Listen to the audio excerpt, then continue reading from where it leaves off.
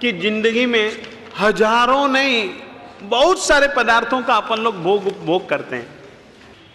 ऐसी जितनी भी उपयोग की चीजें हैं, जितनी भी, वे सभी की सभी चीजें 26 प्रकार की वस्तुओं के अंतर्गत आ जाती हैं।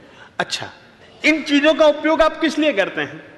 अपने शरीर की सुरक्षा के लिए, अपने शरीर की सुंदरता के लिए, अपने प्राणों की सुरक्षा के लिए, अपने प्राणों के पोषण के लिए। कपड़े क्यों पहनते हैं?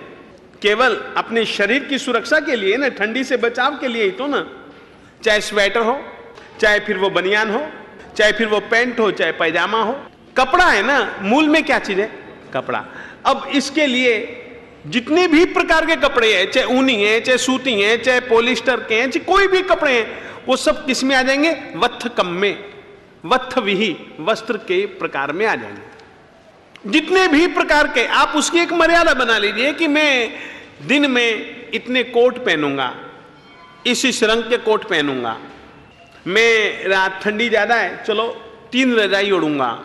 तो वो सब की सब चीजें अब जो सोने से संबंधित हैं, एक खाने से संबंधित हैं, पीने से भी संबंधित, पहनने से संबंधित हैं। अब रात्रि को यदि हम ओढ़ते हैं, रात्रि को हमको बिछाने के लिए गद्दा भी चाहिए, ओढ़ने के लिए रजाई भी चाहिए, कंबल भी चाहिए, तकिया भी चाहिए, उसके ऊपर चदरिया भी चाहिए, बहुत कुछ चाहिए।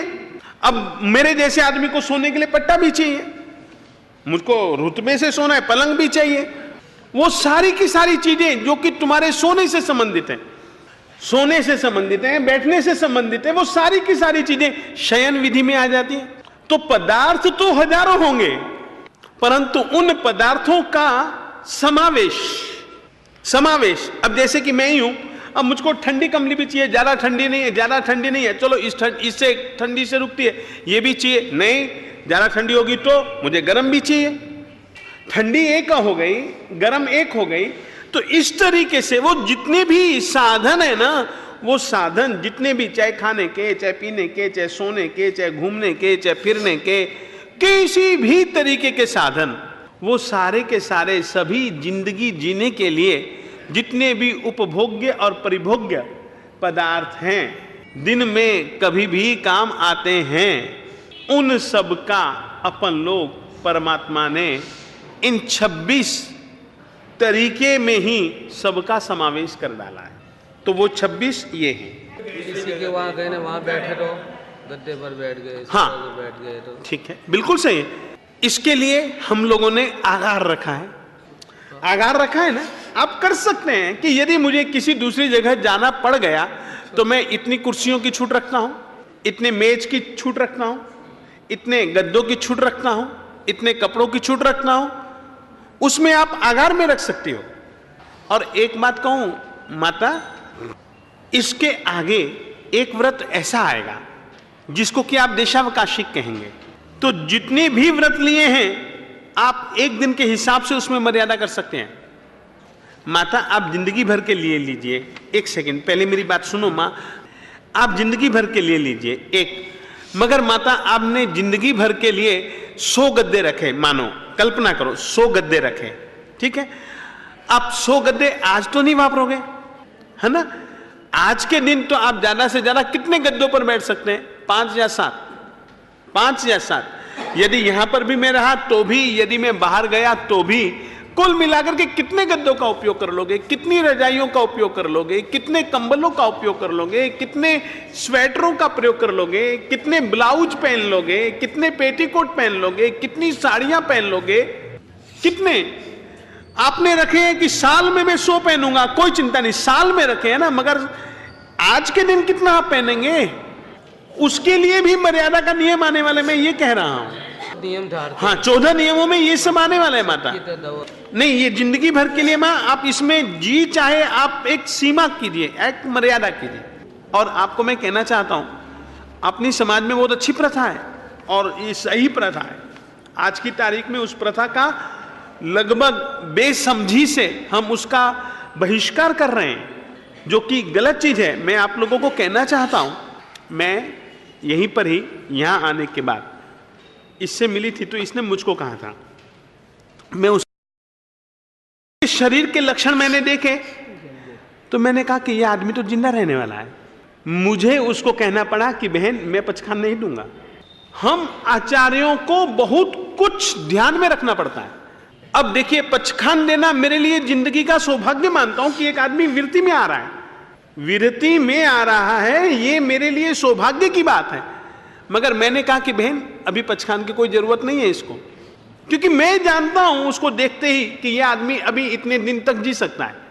अब जैसे कि जम्मू था, जम्मू शहर, स्थानकवासी समाज में यह प्रथा आज की तारीख में भी है। एक आदमी, स्थानकवासी साधुओं का भी चौमासा था, हमारा भी चौमासा जम्मू में था, परंतु उसने पता नहीं क्यों मुझे कहा कि महाराज आप पधारिए। मैं गया। आदमी की स्थिति ऐसी थी कि वो सचमुच में मरने के किनारे पर। डॉक्टरों ने जवाब दे दिया, वो नाक वाक में वो गैस वैस लगी हुई है, सांस भी कृत्रिम सा दिया जा रहा है, स्वाभाविक सांस भी आता है, हॉस्पिटल से उसको छुट्टी दे दी गई है। अब ऐसे संयोग में वो मुझको लेकर के गया।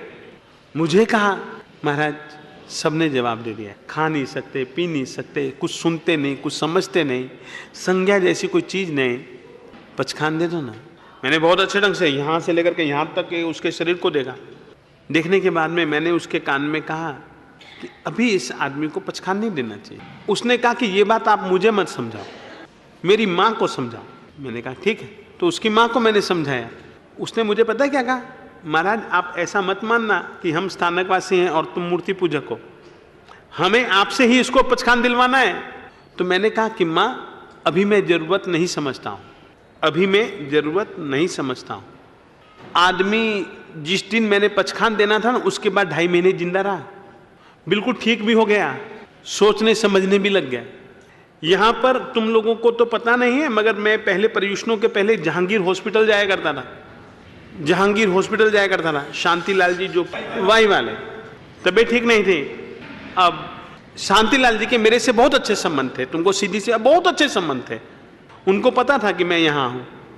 तबीयत खराब हुई, हॉस्पिटल में भर्ती थे, तो उन्होंने मुझको बुलवाया, खुद नाम दिया उन्होंने। जिस दिन से मैंने जाना चालू किया ना, वो बेहोश थे। उसकी श्रीमती ने मुझको कहा पचखान दो। मैंने कहा कि अभी नहीं, दोपहर को आऊंगा। मैं फिर दोपहर को गया। बेहोश था वो आदमी, बिल्कुल बेहोश था। उसके लड़कों ने कहा कि महाराज पचखान दे दो। मैंने कहा आज तो रहने दो, 2-3 दिन तक रहने दो। अरे बेहोश था, होश में आ गया। अब समझ लो होश में आने के बाद में क्या स्थिति हो जाती है। और उस समय यदि मैंने उसको नियम दे दिया होता कि पानी के सिवाय तेरी ये सब खाना पीना बंद, लोगों के कहे अनुसार मैंने यदि नियम दे दिया होता, और उसके बाद उन्होंने खाया है, पिया है, मस्ती से बातें की हैं, तो ये कुछ नियम इस तरीके के होते हैं जो कि साधु यूं नहीं दे सकता है, जानकार साधु चाहिए। कुछ मर्यादाएं ऐसी होती हैं जिंदगी की जिसमें कि बहुत समझ पूर्वक देनी पड़ती हैं। बहुत अच्छी प्रथा है, तुम लोग भी इस चीज का आग्रह रखना कि कोई मरने वाला हो, सब चीजों से संबंध तुड़वा देना, ताकि मरने के बाद में भी उन चीजों से उसका पाप का अनुबंध न रहे। जरूरी है, ये प्रथा थी हमारे यहां और होनी चाहिए। हम पद्मावती की आराधना क्यों सुनाते हैं? अंतिम समय में लगभग अपनी समाज में, श्वेतांबर मूर्ति पूजक समाज में पद्मावती आराधना सुनाने की रीति है। रानी पद्मावती जीव राशि खमावे, और कैसे कैसे खमाती है, वो सारे का सारा हमारे यहाँ पाठ है। लोग सुनाते हैं, अपन लोग सुनाते हैं। ये आग्रह रखना इस चीज का बहुत बड़ा कारण है कि उन से यदि अनुबंध तुम्हारा बाकी रह गया तो पाप कर्म जारी रहेगा। इसीलिए ये नियमों की जरूरत है। तो हम तो आप लोगों से कहना चाहते हैं कि वर्तमान काल में हमारी समाज में से बेसमझी में हम सुनाने वाले नहीं समझते हैं, तो सामान्य रूप से यदि हम तुम लोगों को कहते नहीं है तो बेसमझी तो चलती रहेगी ना। तो ये उस बेसमझी में इतनी अच्छी चीज जो कि बहुत सारे पाप से, निरर्थक पाप से हमको बचाने की प्रक्रिया है, तो इस तरीके से हमारे यहाँ पर प्रत्याख्यान और अप्रत्याख्यान से होने वाले लाभ और नुकसानों की बहुत सुंदर चर्चा है। तो हम तो आप लोगों से कहना चाहते हैं कि ये सबका आग्रह रखना और समझ पूर्वक आग्रह रखो। हम ये नहीं कहते कि बेसमझी से रखो। गुरु वल्लभ जी महाराज साहब इस बात के बिल्कुल पक्षधर नहीं थे। वो केवल व्यवहारिक शिक्षा के आग्रही थोड़ी ना थे, वो केवल शिक्षा के आग्रही थे। शिक्षा का मतलब है समझ, बोध, कि उस क्षेत्र में कर रहे हो तो उस क्षेत्र में बोध के अनुसार करो, इस क्षेत्र में कर रहे हो, आत्मिक आध्यात्मिक क्षेत्र में कर रहे हो तो इस विषय की भी शिक्षा पूर्वक करो। मालिक ने दो प्रकार की शिक्षा की बात कही है, ग्रहण शिक्षा और आसेवन शिक्षा। हमेशा परमात्मा दो प्रकार की शिक्षा की बात करते हैं, ग्रहण शिक्षा और आसेवन शिक्षा, समझ और आचरण, दोनों प्रकार की शिक्षाओं का आग्रह है।